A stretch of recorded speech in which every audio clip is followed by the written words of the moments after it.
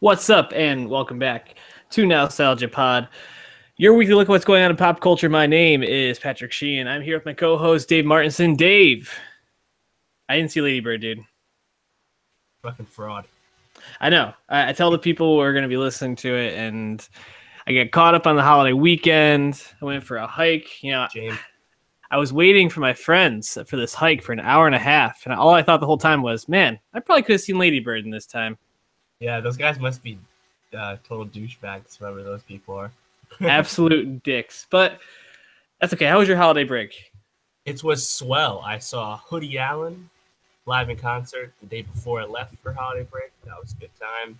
What was your impression? That was fun. He's been touring like nonstop for like 5 or 6 years. So he's a pro. He's got a big catalog. So it's a fun time. So I enjoyed that. Picked up Ex Machina on Black Friday. Blu-ray for a whopping $4. Stoked to do that. Big fan of the film. And yeah, I've already seen Lady Bird, so we're just waiting on you, sir. But it's all good. There's plenty of stuff to talk about, and we'll get to that. Yeah, why don't we start, actually? I finally finished The Deuce, David Simon's most recent project. Done a month or so. Yeah. You see, I think where I went wrong was my girlfriend got hooked on it. So it was one of those issues where even if I wanted to move ahead, I was in like a precarious position where, do I watch it without her and then rewatch it and just tell her I didn't watch it and just have to watch the episode twice? Yeah. Hey, at least you put someone on. That's kind of what we do here. So.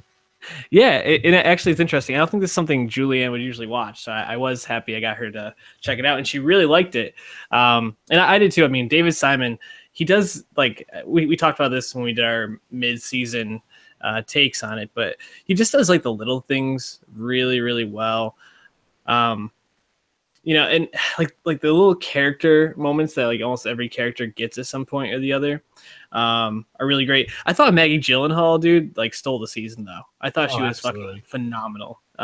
James Franco for having a pretty hard job where playing a twin isn't always pulled off. I thought he did a good job with that. And yeah, it's just cool to also see so many people from The Wire. Yeah. Not even David Krumholtz, who played Harvey Wasserman, the porn director, like a pretty small role, but he was a lot of personality. So yeah, definitely. And then it's funny. I'm almost done with Leftover season 1 right now, and Emily Mead is one of the prostitutes, and she's Chief Garvey's daughter's friend in the Leftovers. I'm like, oh, wait a minute, I've seen this out of order because now I just picture you prostitute. Not the intended result. I think we're going to be talking more about The Deuce when we get to our year-end pod, because I have a feeling we'll be on both of our best of the year.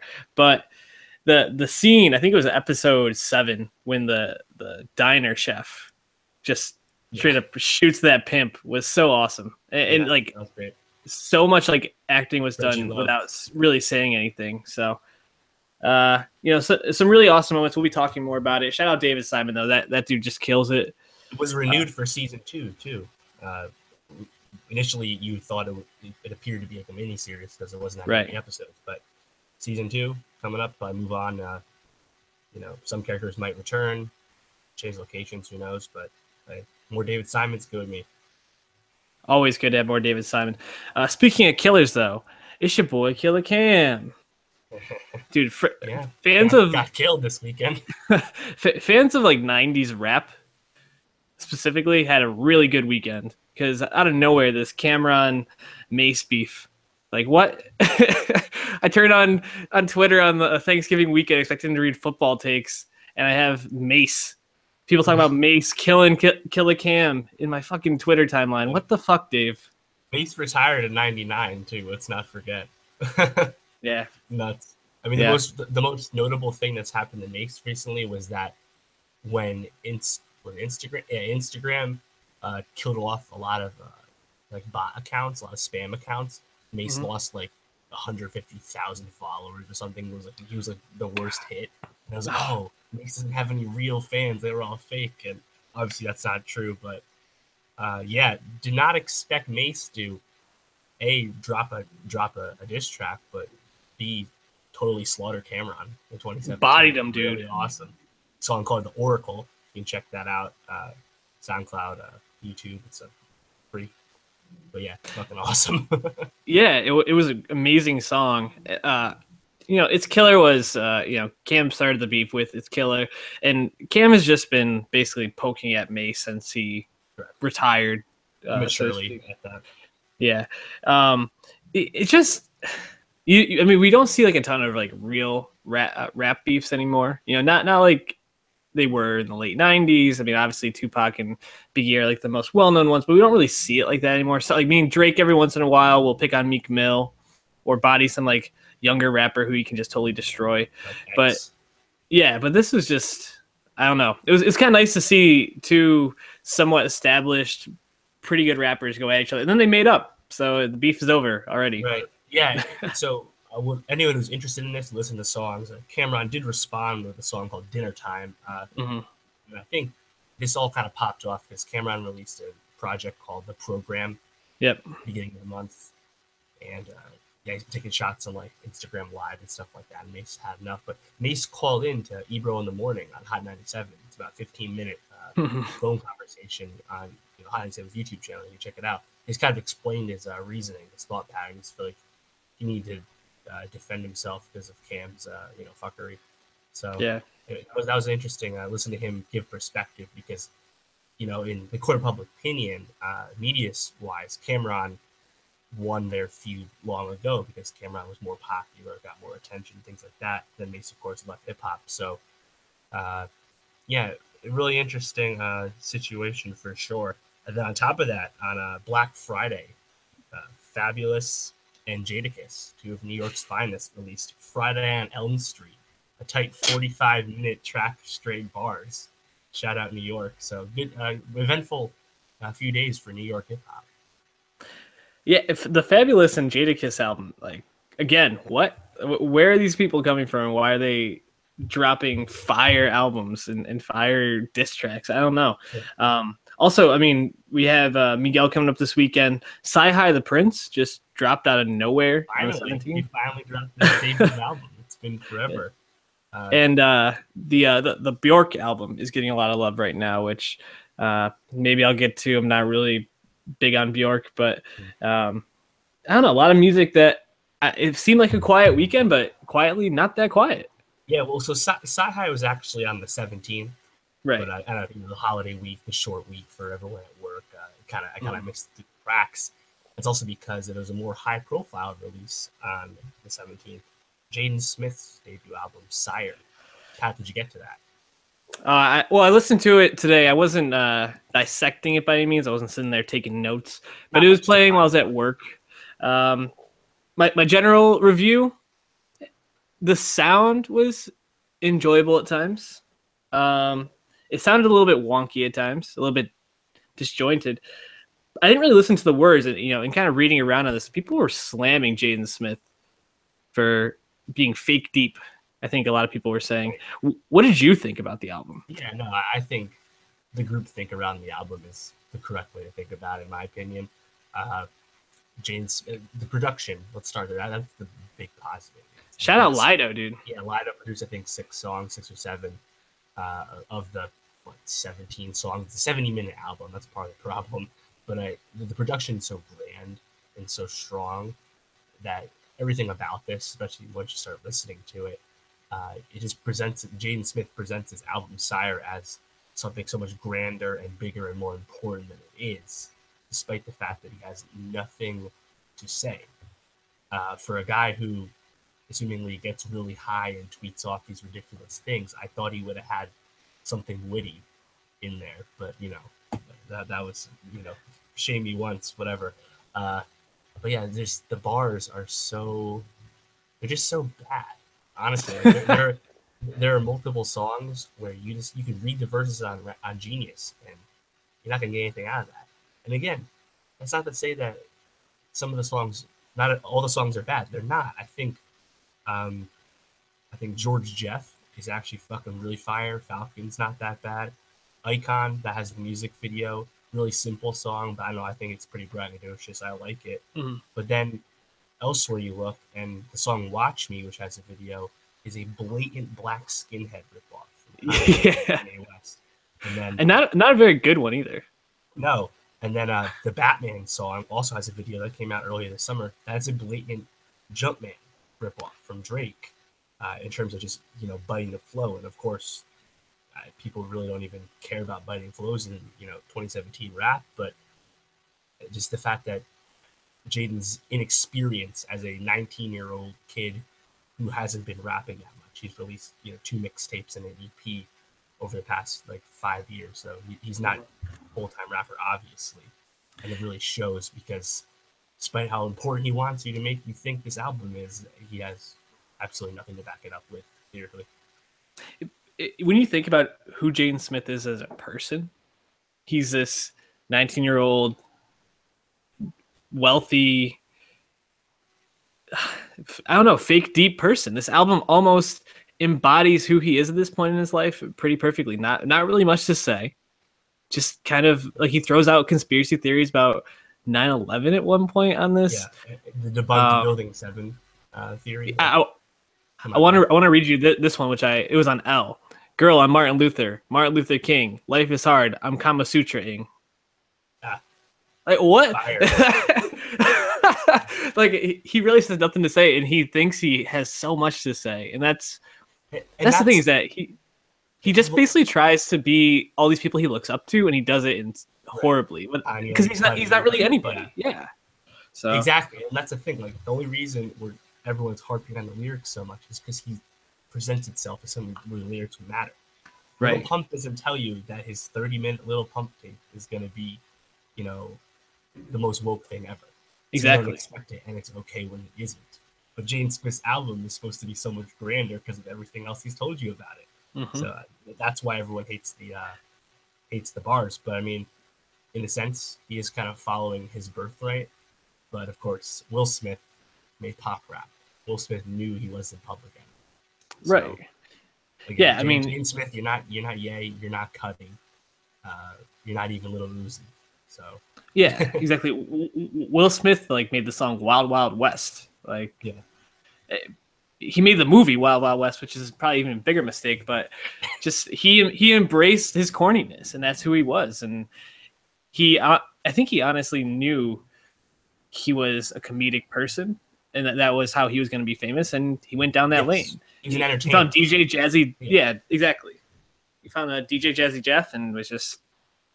He took off that way, but Jaden Smith, he's not really good at anything. Willow is a much better performer. Yeah, correct. I would say so. And it's funny.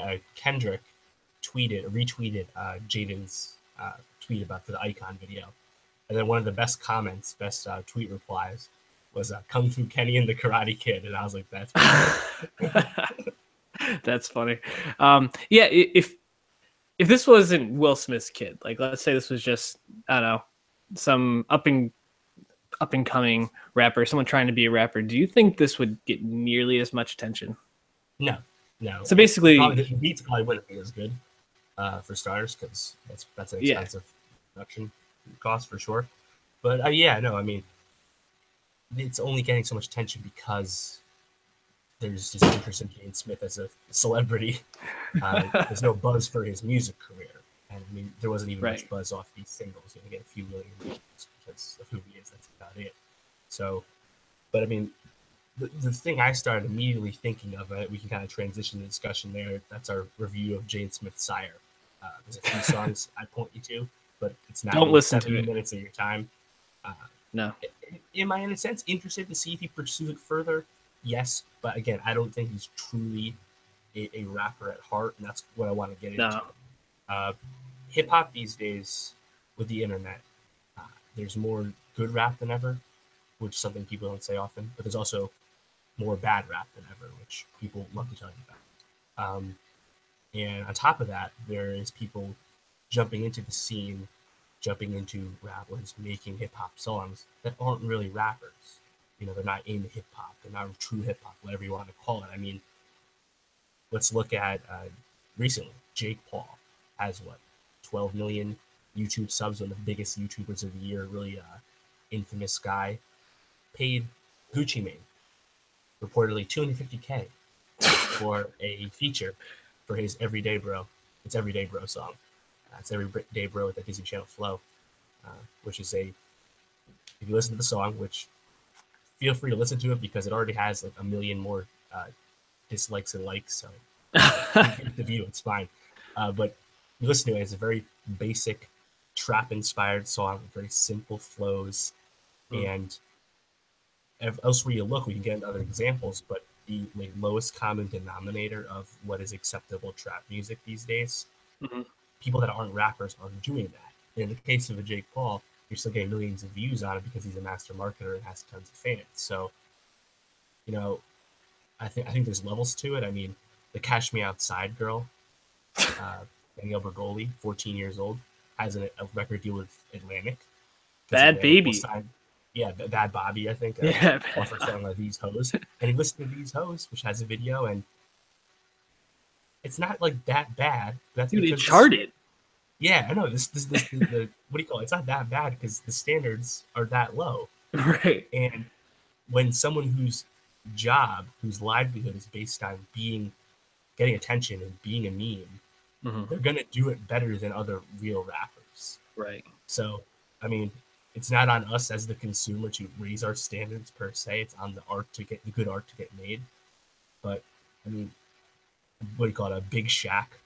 Which is this YouTube comedian English guy made a grime persona, and his song "Man's Not Hot" has like 76 million views. But that song actually goes though. Like I'm down with that song. How does it start? It's like 1 + 2 is 3. 2 + 2 is 4 - 1. Quick math. quick maths. Yeah. I mean, and there's people like, oh, is Big Shaq, is Man's Not Hot ruining grime? And I'm like, who the fuck cares? No, because people that listen to grime know it's bad, and people that don't listen to grime aren't gonna. Maybe they suddenly do. I mean, Man's Not Hot isn't bad for Skepta, right? But no, but I mean, also who the fuck's listening to grime? Like Drake? Drake doesn't give a fuck. Drake does care. Drake wants. Drake cares about a lot. Drake cares way too much about these things. And so Atlantic signed Danielle Bergoli, right? They've also signed Cardi B, Lil Pump, Uzi, A Boogie, Kyle, PNB Rock. Like, they're signing anyone with a buzz these days. But there's also like the middle ground. Like, what about like Lil Dicky and Ugly God? These are guys that got XXL freshman cosigns, but are very comedic. And Lil Dicky has openly acknowledged that he sees hip hop as an avenue to grow his career, and he seems to be a comedian first. So, what do you think of them? Because I mean, Ugly God in particular, he's been kind of accepted in hip hop. Other real rappers, work with him. So, I mean, is it just this landscape we have nowadays allows anyone who's good at using Logic Pro and making beats and can do basic trap rapping has an avenue? Like, I mean, how should you think about it? I'm not trying to be the old head like Joe Budden or Lord Jamar and tell you, oh, that's not real hip hop. I mean, but like, are these people part of hip hop? Does it matter? I think there's a lot to it these days. Just all these examples. Well, it almost sounds like the televisionization, is that even a word, of hip hop in a way? It's like, it used to be like movies when they first came out were all about dramas and making these beautiful works of art, things like that. And there were comedies, but a lot of times it was seen as an art form. As film and people were taking in film and TV more, then it became more about, okay, what are people actually going to watch? What do people want to see? And you saw it go from dramas to comedies to reality TV and all these different things, and they're gonna find a lane. It's just whatever people watch. I'm gonna think an admitted old head on this show at this point, and like YouTube channels. Still, to me, I'm like, I go on YouTube and like type in what I want to watch. I don't go to channels and like search through things. Jake Paul, still very foreign. Like, what? But that rice gum dog.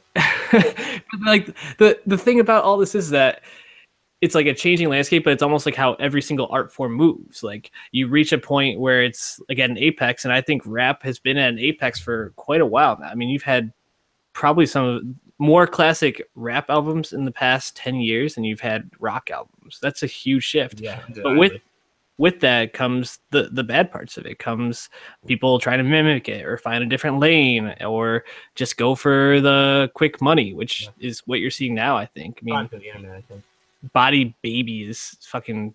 If she's still a rapper in like 5 years, God help us all. And that's kind of the other side of this coin, is that it's so easy to get a buzz with the internet and social media these days. Right. But it's arguably harder to stay relevant. I mean, look at someone like Chief Keef. Chief Keef's 23, 24. He's very young, and he still has his fans, but his peak a few years ago was way higher than where he's at now in terms of relevance. Now he's just kind of another rapper that people will check out. I mean, I was actually thinking of like Miley Cyrus. Miley Cyrus is like a few weeks younger than me. And how many arcs has her career already had? And then her album, her Country Return Younger Now, wasn't that resonant, you know? No. Well, but it's actually interesting. I was listening just like through Miley on randomly. I think I put Party in the USA on, just kept playing through her Spotify. She's got a fairly deep catalog, dude. Like, for sure. It's kind of unbelievable for someone her age to have it that deep. I don't know. I think Miley gets a bad rap at this point because she has been through so many ups and downs. It went from being the wholesome Disney star to the weirdo sex craze, like Bangers era. Yeah, exactly. That's my favorite version. Yeah, we can't stop bangs. That's great. the weirder Miley is, I think, the better. So keep Miley weird. You know, I think maybe we should jump into something that, you know, kind of speaking of things evolving. Mudbound, a movie that is only on Netflix.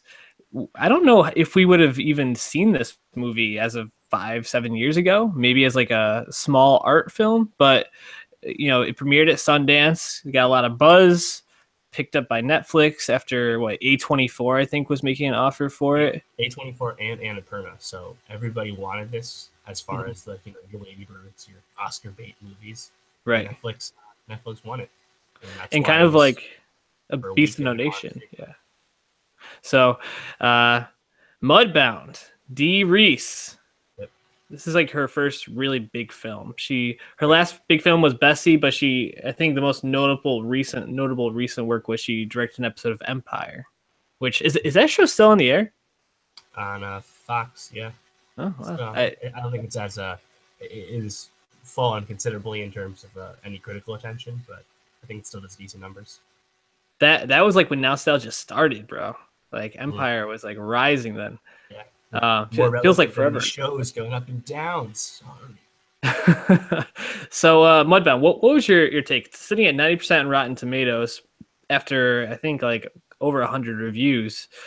What was your impression of Mudbound? Yeah, I really liked it. I think has a lot of great acting, and it's it's kind of a dark, haunting story at the end of the day, but it's the characters all kind of shine through, and the script really takes you to that 1940s post World War II South setting really well. And I mean, you look at the cast, it speaks for itself, but I mean, each one of them I think really has great moments, and it's a movie about PTSD and race relations in the 40s, but the characters are so strong that I think that's what really resonates. I mean, who jumped out at you as a notable performer? Well, I think Garrett Hedlund playing Jamie McCallan. So this is a story about the McCallans and the Jacksons basically being farmers on the same crop or same piece of land. But Garrett Hedlund was phenomenal. Also, Jason Mitchell as Ronzel was really good. Basically, the two main characters. Also, I didn't recognize Mary J. Blige. Me neither. Couldn't believe it. Yeah, she was really good. It's really interesting. Also, Jonathan Banks I like him so much as Mike Ehrmantraut. Seeing him in this Yeah. role as the antagonist and as Pappy. yeah, Pappy McCallan, a major racist. It was kind of tough, dude. Like he really made me feel uncomfortable. I really hated him by the end. Yeah. Like I was rooting for him to die. Yeah, it was interesting. It was interesting. So I read a lot of reviews about it, obviously, because it's a dark, deep movie. You know, it's not gonna create a lot of buzz on its own, right? So I need to engage with this. And some people are calling kind of the third act and the big thing that happens to Ronzel that Pappy's a part of as kind of like cartoonish and over the top. And I was like, what? in one sense, I get that. No, just because it didn't like fit the vibe of the movie. It was so extreme, almost out of nowhere. I guess like tonally, which I can see. But the same, and then another person said it. Well, yeah, but racism's never convenient, is it? And I'm like, you know what? You're right. So I had no problem with it at the end of the day. But I didn't either. A haunting racist character, and the way it blows up at the end is a tough watch. Yeah, it definitely makes you feel uncomfortable. But it also struck me as that probably was the way that seemed like a very realistic portrayal of something that might happen. And actually, I thought what happened to Ronzel was almost like not really as far as they would go, because I don't think in most situations they would have let him just live. You know, I mean,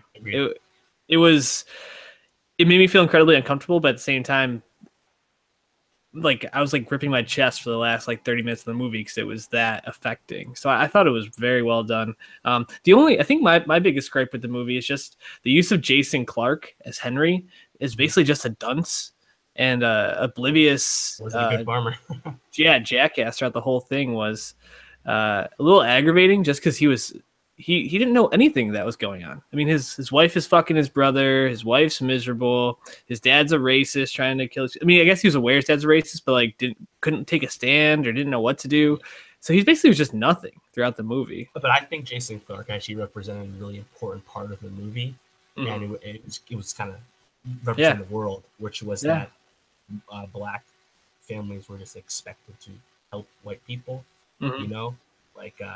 You would ask Rob Morgan's character, Ronzel's dad, and Rob Morgan would always say yes. He would always help him because that's just what it was.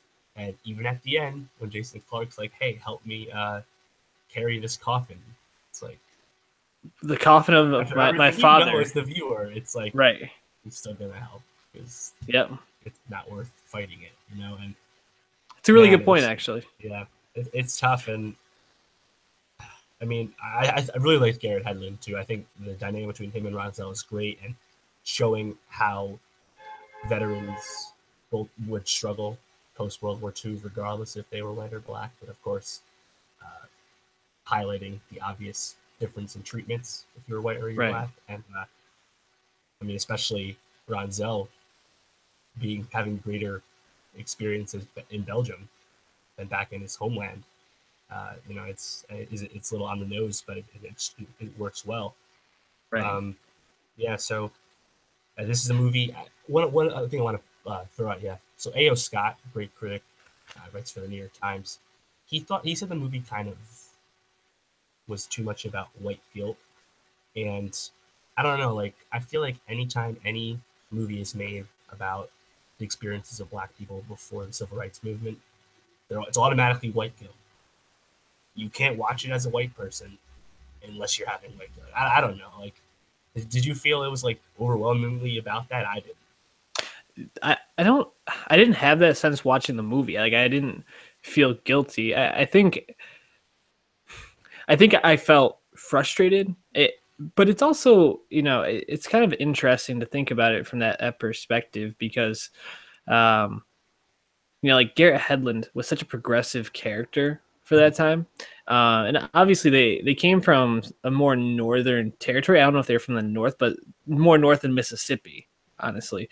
And, you know, thinking about just like my own biases watching this, like, and like my own perspectives on the world, I think it's the type of thing where you can read into it the way that you want to, but I think it speaks a lot about, I think, where races in our culture, where some people are feeling like there's, like you said, there's always going to be that white guilt associated with these kind of stories. And some people are going to feel like, well, I actually felt like it was kind of uplifting to see Ronzel pull through and be so strong and be such a really amazing black character. I thought very well developed and explored. And his family build Yeah, themselves up out of sharecropping by the end. absolutely. You know, I mean, Well, I think the movie has so much care in terms of, you know, I mean, a lot of people who don't want to watch, you know, black people experience what happened in the past on film. I totally get that. But again, it's done with a lot of care. Like the script is so strong that when you do hear the N bombs coming from white characters, I mean, it makes sense. It's not gratuitous, you know, and there's not like cartoonish amount of Klan action. You know, it's not like there's a lynching every 2 scenes or anything like that. Mm-hmm. So again, like I think it's made so well. There's so much care in the movie, and that I also feel like it ends really well. I like the point A to point B of it. Yeah. Any white guilt criticism, it doesn't really matter to me, I guess.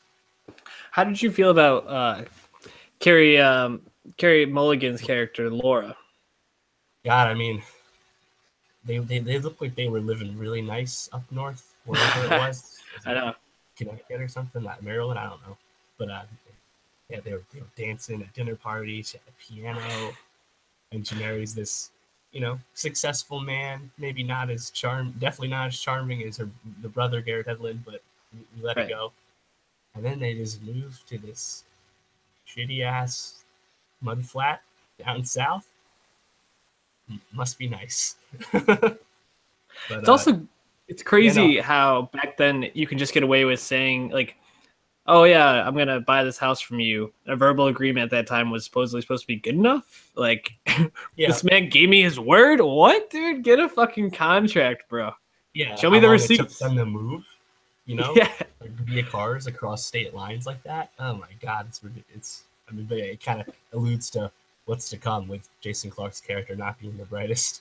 Right, exactly. But yeah, Laura, you know, I'm not sure how I felt about like the whole thing between her and Jamie. I think it was just, I think it was necessary, but you know, again, it goes back to I just wanted Jason Clarke to like wake up, like I don't know, stop being such a dick. But I guess that's kind of taking your point. I think that's how a lot of people looking back feel like they wanted people to wake up and to open their eyes and see what was actually going on around them, the injustices and how it affects other people. Again, like Jason Clarke, he never says the N-bomb. He's respectful, but he's also, you know, like a lot of people most people at that time, did have some inherent racism. You know, the expectation of the black family is there to help serve the white family, regardless of whether they're free or not. I mean, you know, and the scene with the scene with him telling Ronzel to go out the back door and out the front door too was a pretty strong scene. Now, and it's like, man. But shout out Carey Mulligan. She's been in some fucking great movies over the last couple of years. Drive, The Great Gatsby. Let's see. Well, Public Enemies was one, but I mean, I don't know if that was a great movie. Pride and Prejudice was where she got her start. She's had a pretty decent career for someone who, has only been working for about the last 8 years. For sure. Yeah. Any last thoughts on this movie? Yeah, I mean, so I've been doing a lot of Oscar reading at this point. We're kind of getting to that time. All the contenders are coming out shortly, starting their premieres, etc. And it does seem like Mudbound's going to be hurt by the fact that it was a Netflix release. Yeah. Sundance is back in January, so the huge buzz of Mudbound when it was, at that time, the top movie of 2017. You know, a lot of times passed. So I'm not sure how much Oscar nominations this guy will get. Acting nominations wise, I think Jason Mitchell is very deserving. There's talk of Mary J. Blige for Golden Globes, perhaps, but you know, maybe a best adapted screenplay because it's based off of that's what I was gonna say. 2008 novel. It should get something because it's very good. But despite not a lot of high profile Oscar movies, it is a tough race. So we'll see if we can crack Best Picture. Yeah, I was gonna say I think if anything, the writing will probably get noticed, and maybe the like the set design or something like that, because you really did feel like you were like living in a mud flat. Yeah. But we'll see. Hopefully it'll get some shine. I think it'll be kind of like Ex Machina in a way where you'll see it get like upset a category that you necessarily weren't expecting. Sure. But yeah, why don't we wrap up there for this week? We're going to be talking maybe first 2 episodes of Easy. Yep. Next week, and Miguel. Yeah. Black Bear came out today. Not sure if there'll be much to talk about, but that's out there as well. As far as movies, Disaster Artist will be by me. I'm going to try and see that. I'm going to try and see 3 Billboards Outside Ebbing, Missouri, which has already been out. But yeah, movies at this point, now that we're basically in December, just when Oscar movies are by you at this point, because they're rolling out so slowly. Well, I'm going to see Lady Bird this week. I'm promising you and the Nowstalgia Pod fans, I will see Lady Bird this week. We'll talk about it. We had receipts last week, and it did us. I know. I told you to cut that, but I guess you didn't. So, so we forgot to promo today, Dave. What the fuck's wrong with us, dude? If you want to help the pod out, go to soundcloud.com/nostalgiapod. You can catch all of our old episodes. You can get to our YouTube channel. You can follow us on YouTube. Leave a rating and review on iTunes. You can, I don't know, get us on Stitcher, Google Play. Like, yep. Where Spotify aren't we at this point? Playlist Best Songs of 2017. Yeah, I've been slacking on that a bit. It's okay. We have a list. We just got to add to it. It's good. I mean, it's 100+ songs on there, so check it out. You might not remember what came out in January, besides Migos. Yeah, man. I was actually, you were tweeting about Run the Jewels today, which I do think is a 2017 album. Right. But I've been thinking about it, and I was like, oh wow, the XX came out with an album in January. Like that seems like forever ago. Young Pope came out this year. Young Pope. I mean, shit. The Power Rangers movie came out this year. That feels like so long ago. It does. This has been quite the year for a lot of reasons. I think you and I personally, our cultural climate